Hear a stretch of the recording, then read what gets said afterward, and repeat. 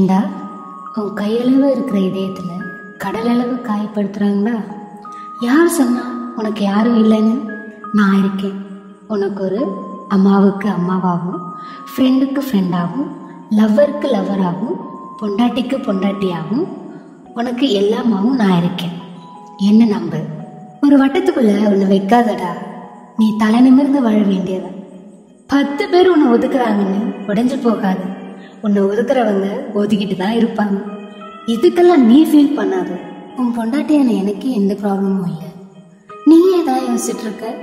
உன் வாழ்க்கையை நீ வாழ, மற்றவங்களுக்காக வாழாத. உனக்கு என்ன ப்ராப்ளம் வந்தாலும், என்ன கஷ்டம் வந்தாலும் நான் இருப்பேன்.